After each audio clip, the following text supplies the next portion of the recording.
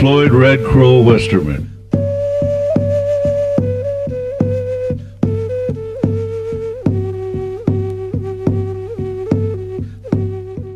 So I think people, if they're living on Indian land, they should look into the Indian spirituality, which they never have. And I think that's where the Indian point of view is missing in the consciousness of Americans and the world. And I think that we have to open our minds, because this is a time of life where the earth is going to be making statements, and if you don't understand what's going on, you're not going to understand when it comes your time to be a victim of what's happening with the earth. Then you won't be so much of a victim if you understand it. You say, okay, this is Mother Earth making her statement.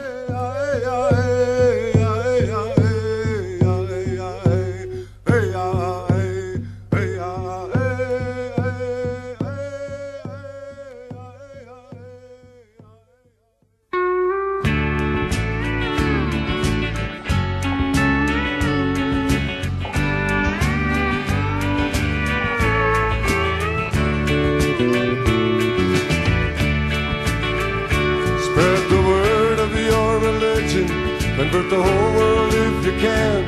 Kill and slaughter those who oppose you. It's worth it if you save one man. Take the land to build your churches. A sin to tax the house of God. Take a child while he is supple. Spoil the mind and spare the rod. I didn't know when I was a kid. I was born in the reservation in South Dakota, and when I was born, all we had was horse and wagons. We went across the reservation in horse and wagons. It'd take a couple of days to get where we were going. And I thought it was my happiness to ride on horses when I was a kid, to ride along wagon and horses. And when I got tired of riding, I'd run. And then if I got tired, I'd get in the back of the wagon and I'd go right down the road, bouncing around with my grandmothers and grandfathers. And I didn't know it was a Holocaust that took place.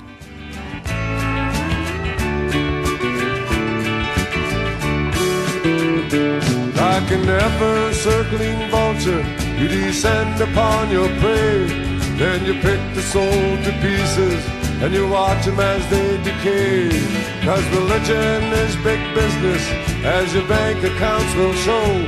And Christ died to save all mankind, but that was long ago.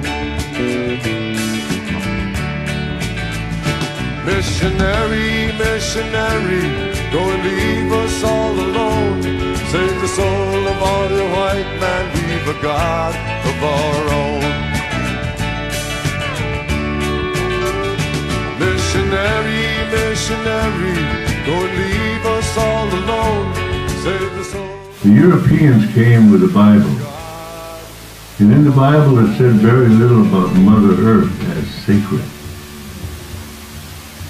That's a very crucial absence of thinking on Earth, that they didn't think Mother Earth was sacred enough to mention. And the absence of that has got them in this polluted world. And our children have no future because of it. And then, to the Indian people, to all of us, the earth is our Bible. It's just the opposite. In other words, our thinking and consciousness goes way beyond Christian thinking. Here's Christian thinking with their thoughts. It's very people-centric. And speaks of good things as people should be to each other, but they haven't even lived up to that. Thou shalt not steal. Look who's got all the land and who's got the Bible. Indians got the Bible and they got the land. But the Sioux Nation, I'm not going to go underground. I must fight till I die. If I'm going to send to penitentiary again, I'm going to be there. But I'm going to come well, as soon I come out, I will continue. I must continue. And these little ones that you're going to learn, so they could continue. These are very important symbols that we have, we must continue. Right behind you, when you look back, the white man standing right there. Remember, he's a very dangerous man. He's waiting he's waiting for you to trip. And he's waiting to you to trip to assault the universe. That you are part of this nature. So you must walk. You must walk in a very sacred way. And these are very important. We never had two masters. We only have one master, grandfather. But since the United States government come to this Western Hemisphere, we have two masters. So we are confused who to believe, what to believe. But remember, we was born to be a red man. And we was born to be a nation.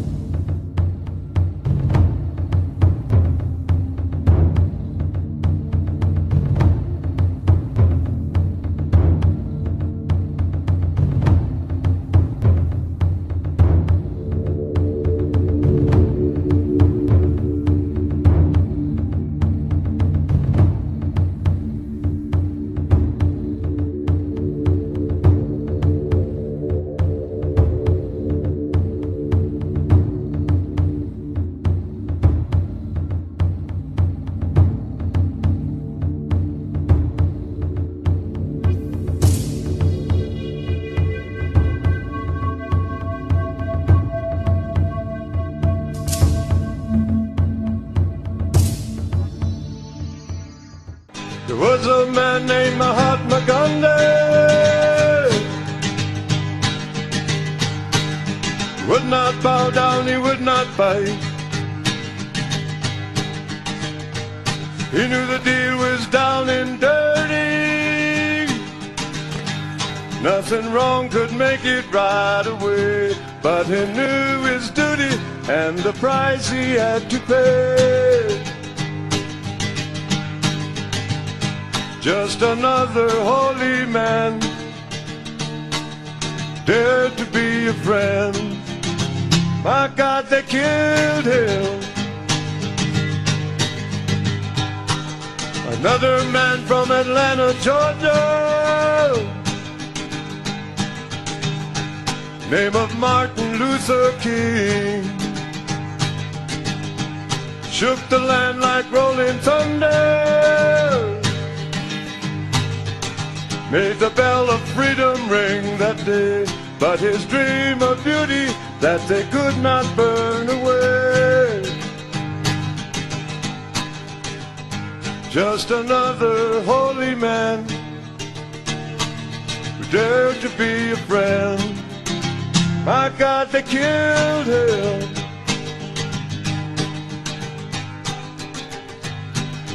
Another man called Christ Almighty, the only one called Jesus Christ. He healed the lame and fed the hungry. For his love they took his life away. On the road to glory where the story never ends. Just another holy man who dared to be a friend. My God, they killed him. There is a place called South Dakota. It's the home of Sitting Bull.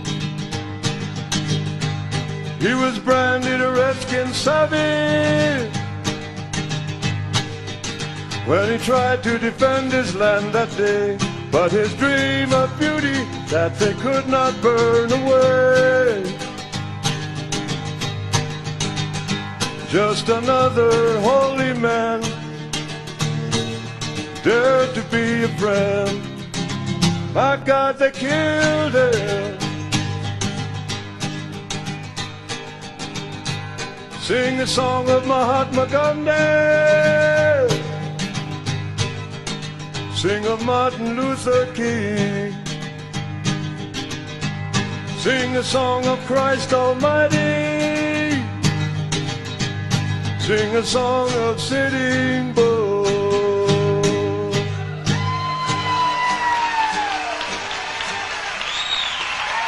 Floyd Westerman, ladies and gentlemen.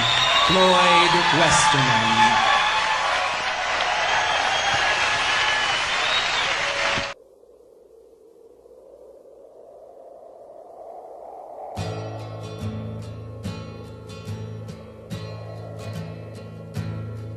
And I told them not to dig for coal, for if they did, the eagle would die. They didn't listen. They didn't listen. They didn't listen to me. And I told them if the eagle died, there would be no keeper of the land. They didn't listen. They didn't listen. They didn't listen. I've been playing music for 30 years with my music and being involved in movies, different movies. Of course, Dances with Wolves being the most important movie of them all. The reason why is it's one of the first movies that highlighted the language, Indian language. Because after the movie premiered in Rapid City, South Dakota, there was a white rancher who was standing there, and he asked me, "Is that a real Indian language?" And I said, "How long have you lived here?" He says, "All my life." "And you haven't learned one Lakota word?" He says, "I don't know many Lakotas," he said. I said, so therein I thought, we really got to do some educating in America. They didn't listen to me. And I told them if they destroyed the sea, they didn't listen. They didn't listen. They didn't listen. They didn't listen. They didn't listen. They didn't listen. They didn't listen. They didn't listen. They didn't listen. They didn't listen. They didn't listen.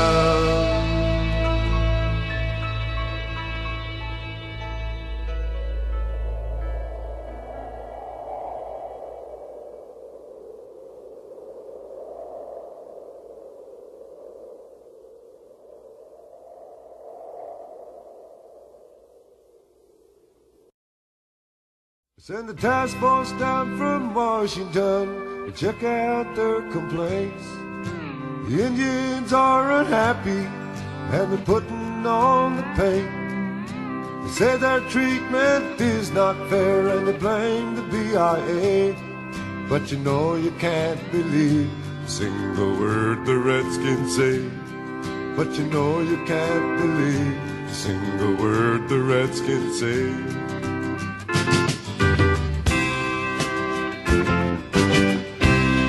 It's the very same old problem that we had 2 years ago.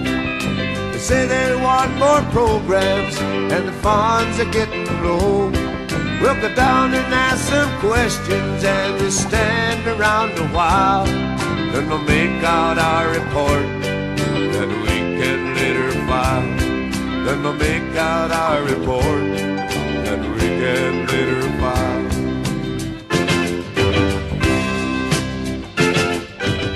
And there's so much is going by that so many Indian people don't even know who they are.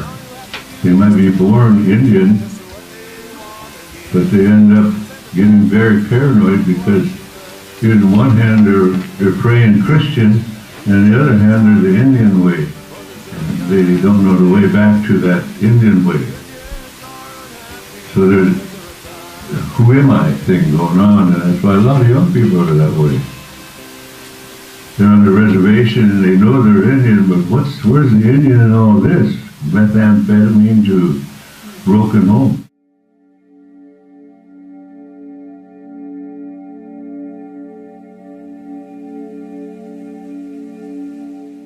Me, I look into the spirit of these men. I look at their faces so long. It's like looking into their spirit, and I kind of gain a little inspiration and strength from their spirit. And when I was doing Sitting Bull, that's kind of exactly what I was feeling when I did Sitting Bull, and I felt his spirit just kind of just developing, and when I finally reached at a certain point, I said, that's it. That's kind of what I'll leave it. And I think of their story of what they went through, and I always see kind of a sadness in the eyes of the leaders, because I think they knew at that time what was coming. There would be a great change. I don't think they knew how much of a change.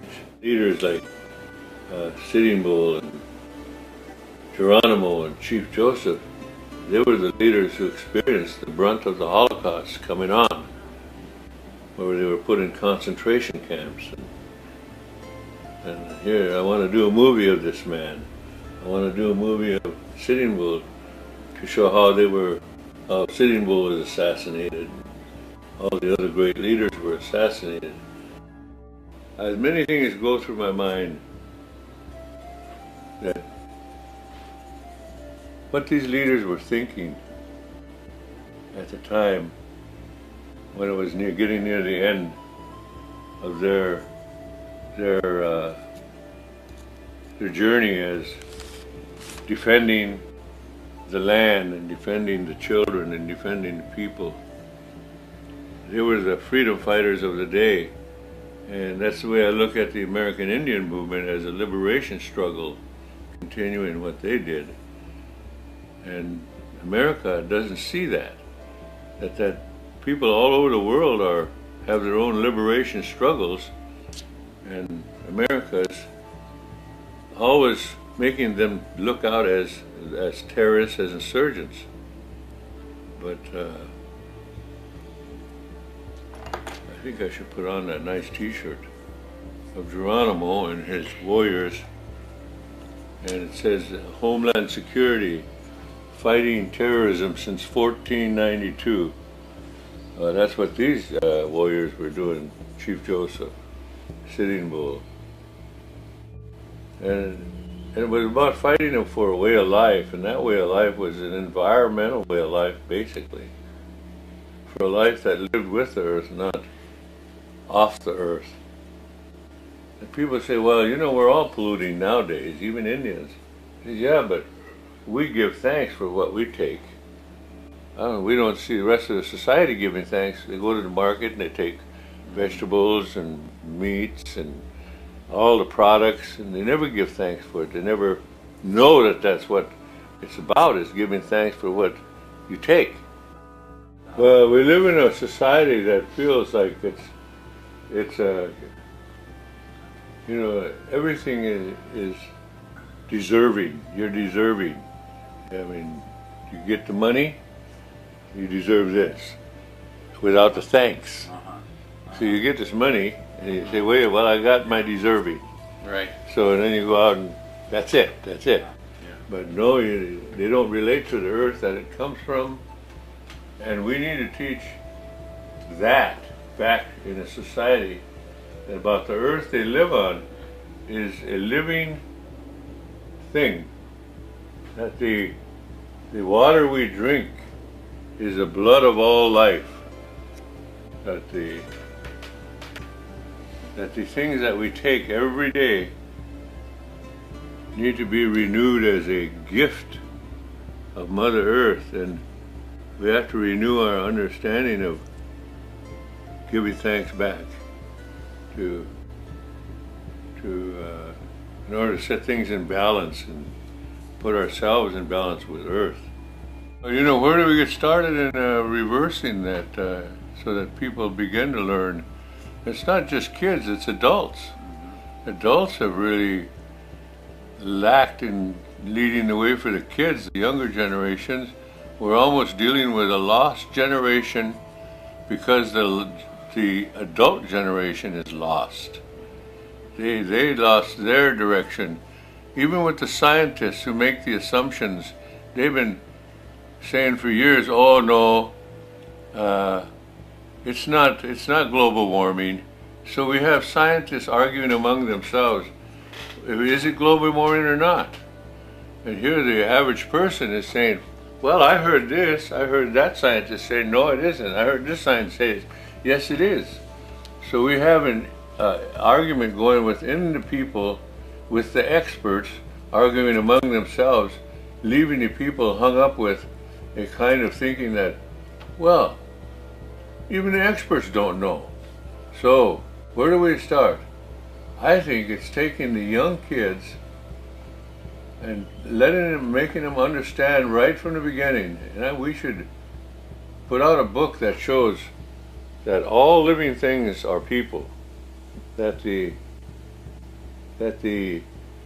eagles, the winged ones, are the winged people, the four-leggeds are the four-legged people, that the fish are the fish people, we are just the two-legged people, insects are the insect people. So they understand that we're all a family on Earth that is called Mother. It's not called Father Earth, it's Mother Earth. And people we have to take our younger generation to that place. Even our adults that don't even understand this concept of Mother Earth, they're just now beginning to use it, where we find these nice people who are called New Agers, who start to understand it because they understand it from the Indian spirituality, that it's Mother Earth, it's a spiritual being that we're living on, and that we have to develop an understanding of what that Mother Earth really does, provides us. It's a breathing thing.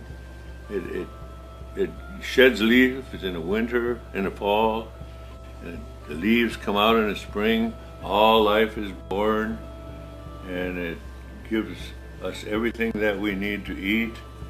All things live off this great Mother, and we have to start really taking that to that place where people understand that's what it is. And it's not corporations that feed us, it's our Mother Earth. And people become so involved in that paycheck that's from the corporations, that they disassociate everything else, and it's not real. You know, all creation wasn't made for man's convenience. Yeah. Flies are a thing of, they land on the dead of the earth, and they create a decay to go back into the earth by creating maggots. So there's a necessary part of what they are about. Right. And if you sit still long enough, they might think you're dead. Yeah. I've been worrying more about that. And if you look up, and there might be buzzards circling around, so you got to move every once in a while. But anyway, flies are there for a purpose. Yes. To create this chain of return back to Earth. So you know that everything is not really for the convenience of man, and that man has to really adjust to what flies and all the negative things we think of as negative as a purpose. And if we understand that, then we can say, well, we're living together on this thing, as part of everything. Whatever we're after, I think our society has lost grip of its generations, younger generation. And teaching to go back to earth, even our teachers have to go back to it first. They have to start understanding that, how we go back to earth. And I think one of the ways has been lost is we pray to God through the tree in the Indian way. We pray to God through the buffalo, Tatanka. We pray to God through all living things, the turtle, the deer, the eagle, whatever clan we belong to, we pray to God through that spirit. And the tree are the standing spirits, the standing people. And we have to look at the tree as a living thing, and that'll bring us back to earth. And it was the Roman Catholic Church that forbid the people in Europe to pray to God through the tree. They made them stop that, and that's why they used to pray to God through the tree too, and that's how the Christmas tree gets in the house. We have to get them back to the earth. Connect them back to the earth by spiritual ways. There ain't no other way that's going to connect us back. You can put books out and say environment, and this is all that, and you can even say it's our mother, but if they don't connect to it spiritually, it's not going to happen. It's not going to happen. There ain't a great amount of money or one corporation or one person that can make this change unless we all understand we're on a spiritual journey.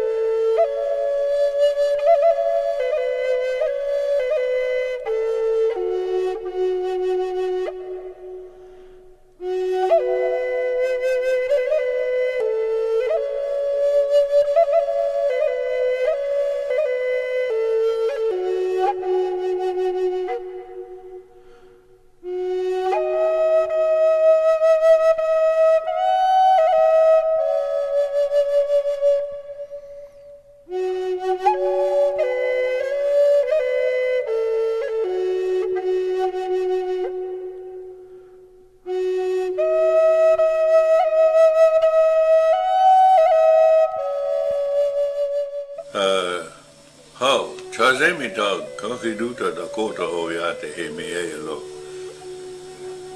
My name is Floyd Red Crow Westerman. I am of the Dakota Nation. Medewa Kantua, Hemielo. I am a Medewa Kantua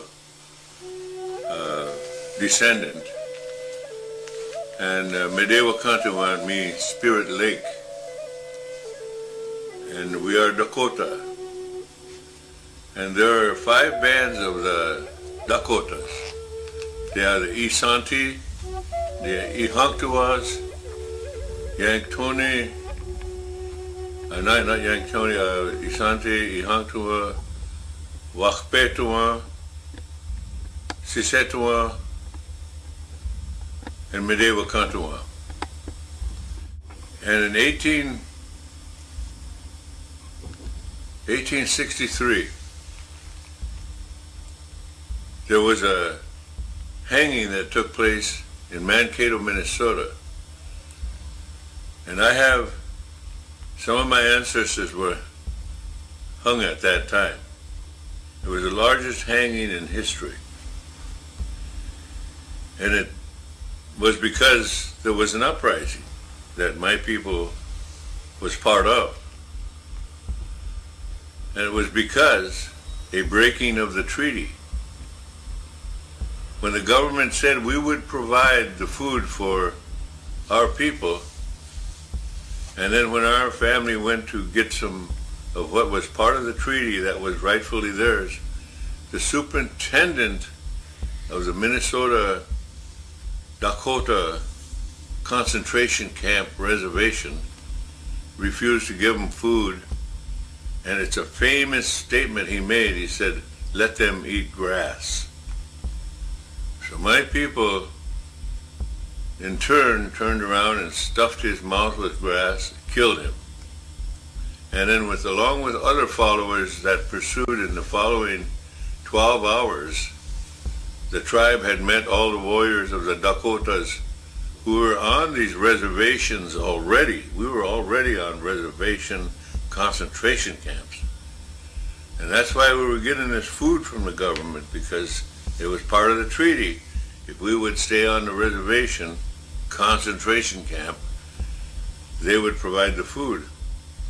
So this started an uprising which ended up approximately 600 white people were killed in the valley in Minnesota in a 50-mile stretch. Excuse me. And some of our people were part of the uprising, and there were some of the relatives who were not part of the uprising. Some of them had actually lived and married with some white people. And today they are called the Loyalists. And the Congress set aside specifically a certain amount of money for those descendants of Mede-Wakantua in Shakopee, Minnesota. And at that time, the Congressional Act also recognized these Indians. There were three communities: the Shakopee community, the Prairie Island, and the Morton, Minnesota. Three communities that were now identified, and they would have a special recognition for this land because they saved about 300 people, 300 white people. They saved them. Now, these kinds of things in a war happen like this, as all wars. Now, the rest of all the Indian people who were put on trial, they first were marched all the way to Minneapolis, Minnesota, to Fort Snelling. And in the middle of winter, were marched there. And Lutheran women poured boiling hot water on the women and children from the windows as they walked through the town of Mankato and all the other towns in lower Minnesota toward Minneapolis. There were atrocities that were taking place along the way. And after they were all taken to Minnesota, the men were all separated from the women. And the women, old men, and children were put in a stockade there at Fort Snelling, where they lived out and endured the rest of the winter in incredible conditions. The men who were separated were kept down in Mankato. 350 of them were supposed to be hanged. This was at the time of the Civil War was still going on. Abraham Lincoln was president of the United States, and all the public wanted all Indian people to be hung. And so President Lincoln, as a result of the pressures both ways, and being at Christmas time, being forced by Christians to see some leniency, he only signed an order to hang 38 of my ancestors, some of them who are my relative, who were hanged in the streets of Mankato on a chilly day, the day after Christmas. So I think, when we think of that, it was the largest hanging in the U.S. history. I am producing a documentary about the American Holocaust. That was going to be one of the lead stories in this passage. So, in the telling of the Holocaust story, the public, American public, should know that what they now know as reservations were really concentration camps in the beginning. They were called reservations to minimize really what they were. We couldn't walk our land, we couldn't leave the reservation anymore, we couldn't dance, we couldn't sing our songs, we couldn't speak our language. All these things were imposed upon our people. So in a sense, we were put upon a Holocaust, put upon us. And the militias went around to all the rest of the state areas and rounded up all the Dakotas, and they were forced into concentration camps in place where the Sisetouan Reservation is in South Dakota, Crow Creek Reservation, to Fort Totten, North Dakota, and some fled into Canada.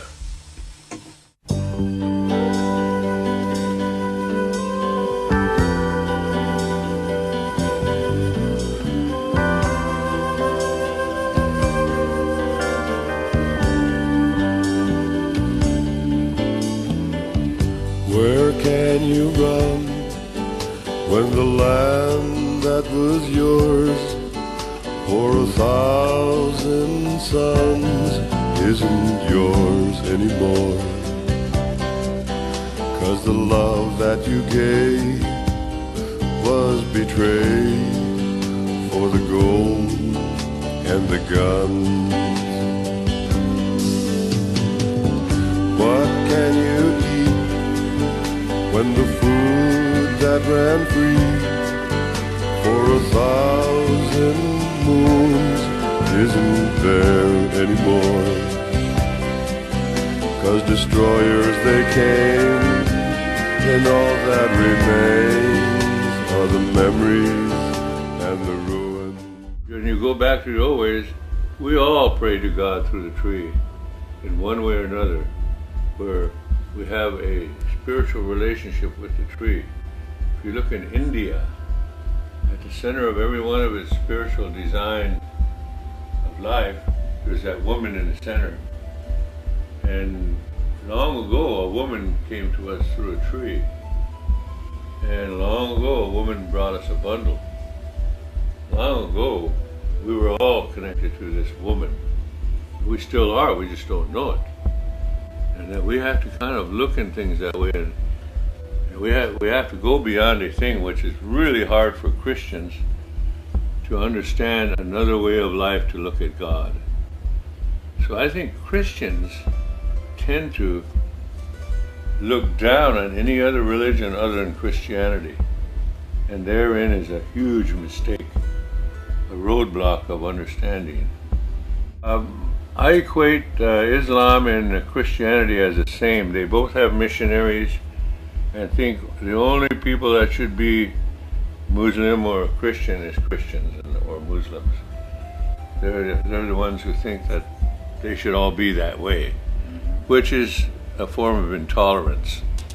So I think they both carry a kind of ignorance and a dark spot, blind spot with them by thinking that way.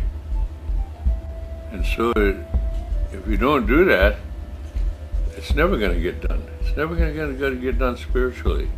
But how do we speak to those two ways of thinking? How do we get to that, to change a people's attitude, a people's thinking about it? Because prayer to God through the tree, everybody did that on earth at one time. We should all be standing in the same circle, you know, because we're all the children of the same one, the same creator. And sometimes we understand that creator as a woman, and we should get into that thinking too, because it's just not one or the other now. It's a kind of a more complete thinking when you take it that we are all the children of the same Creator.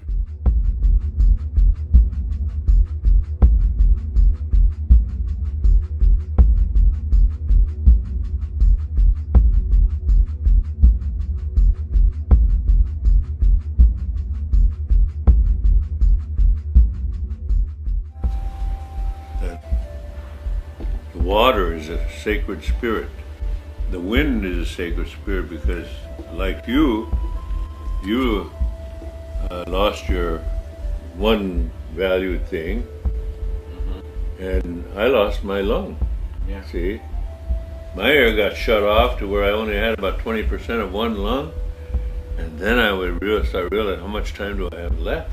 Yeah, I remember those days. Yeah. So now that I got this lung, and I pray to that spirit of that person that's keeping me alive, that other lung, it's a whole different appreciation of daily living, different appreciation of what we're going through and how we should look at things and how much time do we have left.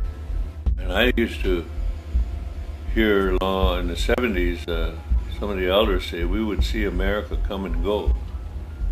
And I wondered what generation that would be. What would be causing that? And I realized that after looking at that and questioning that, what generation, what would be the cause of that? What would be the circumstances? And it is that it's about the environment getting corrupted more and more over the last 25 years, that we see America in its threshold of passing. And people say that, well, we'll develop cars that'll help change that. I don't think they can do it fast enough. Indian people, we take a long view of America. Chief Seattle wrote the words of a very poignant words about the environment 150 years ago when he saw then what was happening. If that was 150 years ago, he wrote this letter, then 150 years have passed and not much has really been done, but rather just take from earth and corrupt the earth more, and the consciousness hasn't been turned around. The world leaders met in Brazil the last time, or haven't they met just recently again, about the environment, and nothing is done. Nothing is really being said on behalf of the earth. So if that's where the consciousness is, then you see a world kind of going down the tubes with these rush hours that are corrupting the earth more every day and night. And that's not, it's getting worse. And if you see why the storms are worse on the earth, it's because of that. And the storms will lash out more. And for all of us, you know, we're leaving our children in peril because, like you say, the water is getting corrupted to the point even children get more cancers now because of the water. It's got so much chemicals. You hear about where even the drugs that people throw out, they throw it down the toilets, Right. and then flush it in, and then the water's full of these drugs, and they're replenishing the water. And, where's San Diego or somewhere they're doing re-treated water to feed back into the younger generations. So it's all in a corrupted place. And I think mankind has to kind of reckon with that in the right way, or the children, the younger generations, are going to become the new victims of their time, of what we have done as elders, as the older, the parents of them. So Geographic did a real eye-opener on the amount of pollution that's in the air in China is so heavy that people are showing up, living around places where just toxins are dumped here and there, and they're living with underground waters, and they're living with the smoke and the amount of cars because they have more cars going on the road than any rate of a country exploding like an economic capitalism thing. So capitalism is a thruster toward corruption on every level. Yeah. And even while it has good sides of giving a modern living for everybody, it corrupts on this other end where the cancer, even any form of disruption of the body is corruption from the environment. And you got to look at it that way because it increases and increases. So I don't think that capitalism has a foot to stand on in the long run. Custer, I think he had to pay somehow. That's why we say Custer died for your sins. Tell America that, because he was sinning terribly. Thou shalt not kill, and just wiping out Indian communities. But anyway, just my Tahashi back there, his people, my people, the Dakotas here, Dakotas. We celebrated when Custer wore an arrow shirt. Had arrows all over it.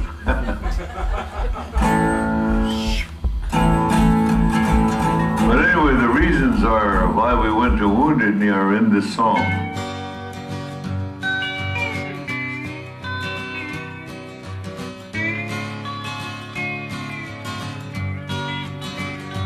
For the lies that were spoken, for the blood we have spilled, for the treaties that were broken, for the leaders you have still. I hate to even think of that there's a difference between theocracy and spirituality.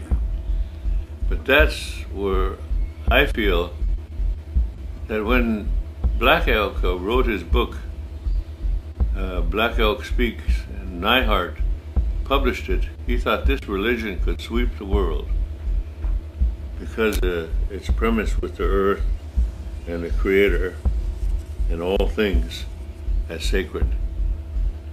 He felt that this could be a way for man to understand their existence on earth, and it would sweep the world. But when he published it in America, it didn't even sell, because at the time most Americans thought Indians were savages yet, and it didn't even get off the ground. So when Carl Jung read it in Germany, he had it published in Germany, and it sold millions right away. And then it backfired and came back here as a great worthy statement, what Black Elk was speaking about, how to understand your spiritual existence on earth. And it doesn't involve a religion, it involves a spiritual understanding, much like Chinese spirituality too. A relationship. A relationship, yes, with that. And as to why Chinese eat the dog is to get the chi of the spirit, the chi of the animal. And the same way we do, to get that chi of that animal, to acknowledge the spirit of all things is kind of where we need to work toward. We don't need a religion to do it. You just have a sense of spirituality with the earth. Because everything is about the earth and what we get from it, what the earth gives to us, and how we are related to the earth. If we don't understand that, then we might as well keep going down the freeways and ignore everything else, because it's coming. And the big tsunami is going to come. More tsunami is going to come. The earth will purify itself. And that's why I live under sea level here, and I'm moving from here. Because spiritual leaders have told me to move away from the shore. And I think that hint has been going out around the world in a lot of places. And if you're living near the shore, you have to face the consequence of the Mother Earth making statements, right, to affect you. And it's interesting how other parts of the world have been affected, but not so much America. Until recently, you know, it's a year ago, we're speaking about a year ago, the tsunami in Indonesia. Yeah. And a year ago, we saw something huge where Mother Earth made a statement that no one can control that. It's the ocean breathing. It's the ocean breathing in a huge way. And when it breathes in a form like that, and what caused that was an earthquake in the ocean. Right. See, earthquakes, we live in the heart of Earthquake Alley on the Pacific Rim. And they say there's going to be more sinkholes in the earth and earthquakes that happen. Mm-hmm. And they say America should be prepared.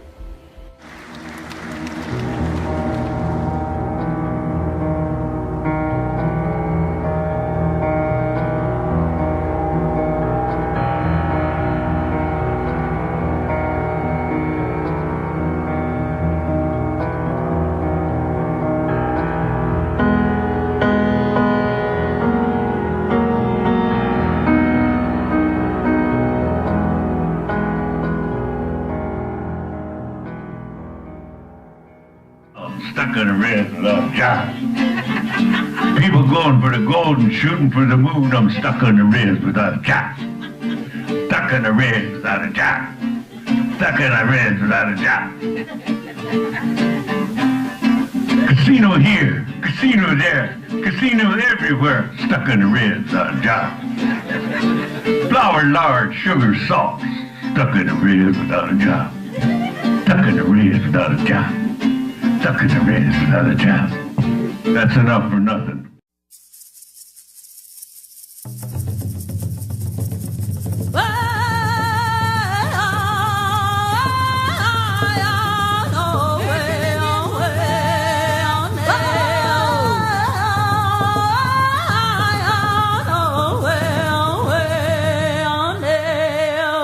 Unity song.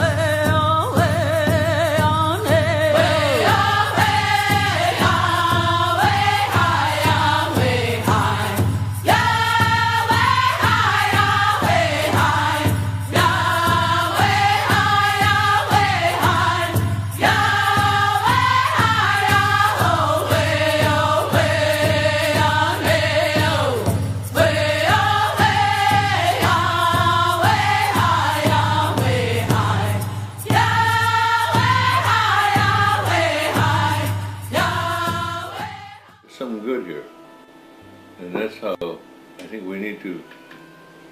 I often wanted to go start this with you, Max. If we got someone like Jim Liu, someone from the black community, and to go sit in classrooms together, and have us all look at it, students that way, and students look at us that way, to see this oneness of all people. And like Chuck Robertson, my cousin, he always taught that circle concept. Yes. Yeah. Remember Chuck? He Yeah. was a real intellect on that circle. Yes. You were born out of a circle, he would say. Yeah. You come out of a circle. And we live in this cycle of life. So we sit in this circle to understand that we're all part of that circle. Just drive that circle home with all people. So I think that's kind of something that could be taken to schools. Not long ago, the lights went out in the East Coast. And all the people, millions of people on the East Coast had only Fruit Loops, SpaghettiOs, and peanut butter to eat for days. And we were doing the Sundance, and we were sleeping in teepees and cooking on the ground. And the medicine man came through the camp and said, now you know why we have to keep our own ways, why we should hang on to these ways, because the lights will go out again.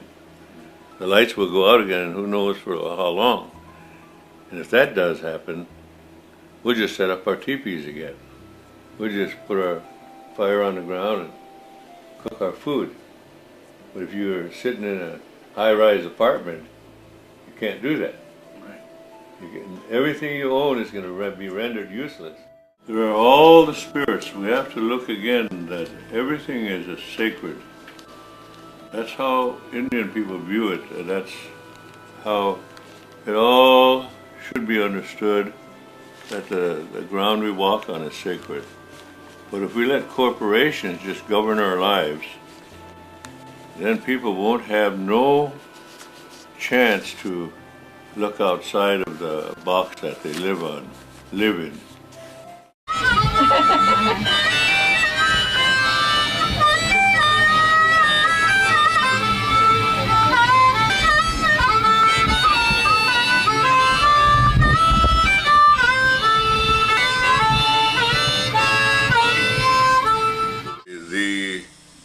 The present day condition of Indian people throughout the country is still in a concentration camp lifestyle, because after the treaties were signed and then we were, in other words, agreed to stay on the reservation concentration camp areas, the government would provide food. And the food they then provided was flour, lard, sugar, salt. Flour, lard, sugar, salt, and then canned meats, which were most of the time spoiled. So people died from food poisoning. That throughout Minnesota, throughout the East Coast, throughout on the West Coast, smallpox blankets were handed out to Indian people that were infected with smallpox, and Indian people died. And it was used as a measure of decimating the population. And this kind of act is, in today's terms, was called biological warfare. So this country had concentration camp before Nazi Germany. Nazi Germany got the idea from America. Most Americans might be in denial of what happened here, and consequently they gloss over the story of what did happen, what took place here. And it's a sanitized form of history that they teach their generations.